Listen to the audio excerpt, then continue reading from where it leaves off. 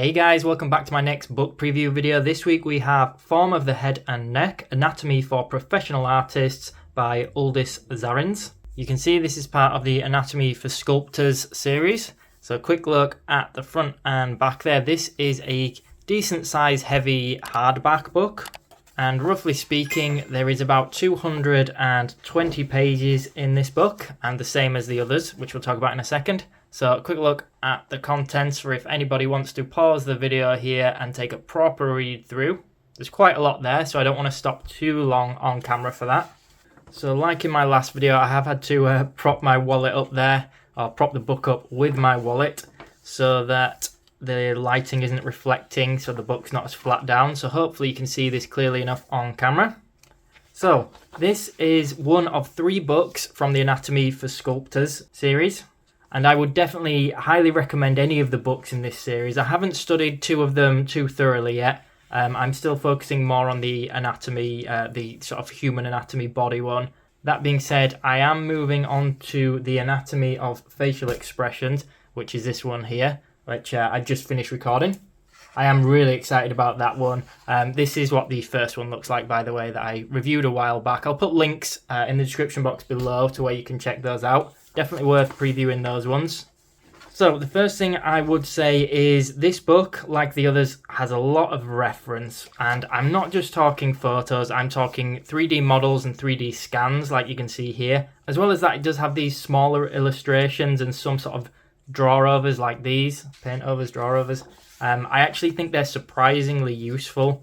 And the photos that you will see throughout, I can tell you, are very crisp. They're very good quality. But yeah, I'm not normally big on 3D scans and stuff, or 3D models at least, because I'm always a bit unsure how accurate they are. But I can say with a lot of confidence, I do believe them to be very accurate in this, very helpful, maybe even more helpful than the photo reference because it's clearer to see what you're looking at, easier to sort of explain. And there's a lot of this sort of wire mesh and concentrating on, seeing the form as simplified forms in 3D space, or seeing the form as a 3D object, which is really helpful in many ways, as a lot of us as artists already know. But yeah, I trust the 3D models in this because they do come from scans. And one of the main selling points, for me at least, and probably a lot of other artists, is that although there is tons of information packed in here, which is obviously a fantastic thing, there isn't that much text.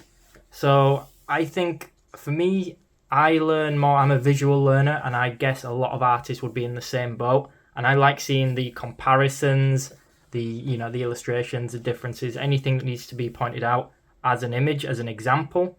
So sometimes that might be showing something that's right and showing something that's wrong, like common mistakes. Whereas I always go back to like the Loomis books. A huge fan of those books, but just to give you a comparison, they are so full of text. I find them a little bit overwhelming and they don't read too well for my tiny brain. Speaking of Loomis, we've got some sort of Loomis proportions here. So again, we're talking about the actual line art here as opposed to photo reference, but it's got a lot. One of the reviews for this book online, or at least some of these books, said they are worth buying alone just for the reference.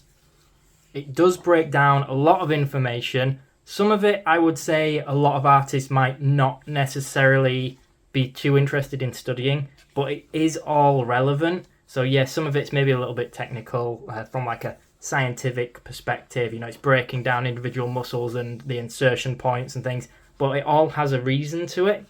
So, moving one muscle, showing you the creases, things we all know, but it explains them really well, especially to say there is barely any text.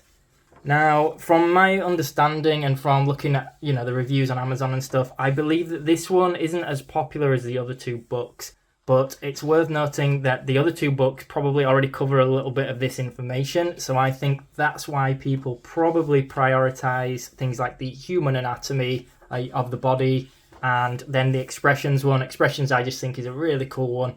But then this one goes into more details, looking at the head and specifically the neck. I do think as an artist, the neck is quite a tricky thing to get an understanding. I think a lot of us get like a basic understanding and then just stick with that and probably don't ever really improve upon it. This really goes into detail. I love these models, by the way. They're sort of simplifying the forms down into different planes. I think that's really helpful. This book and the other ones in the series are all really good for showing you different ethnicities, different ages, male and female. It just gives you the difference between them all. Some of them pretty subtle, some of them pretty big. It's really important information though.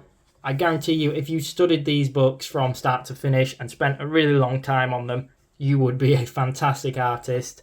And I think that's the case regardless of whether you're a beginner artist or whether you're already quite an advanced level artist. I think there's definitely tips in this book that everyone can benefit from.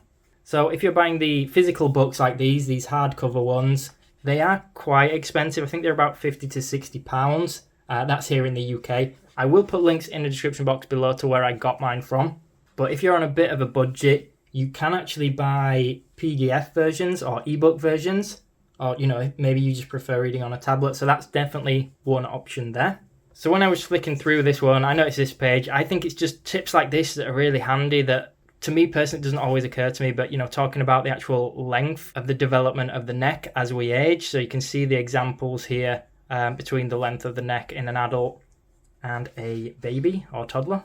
So we mentioned the scans earlier. These are photo scans, so they will be quite accurate.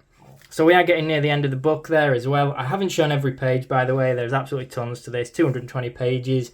But hopefully this has given you enough of an idea if you were considering buying the book. So don't forget to check out the other book previews I've done for the other books in this series. And aside from that, guys, if you enjoyed this video, found it useful, leave me a comment below and make sure that you subscribe to the channel so I can keep making content like this. Thanks so much for watching, everyone.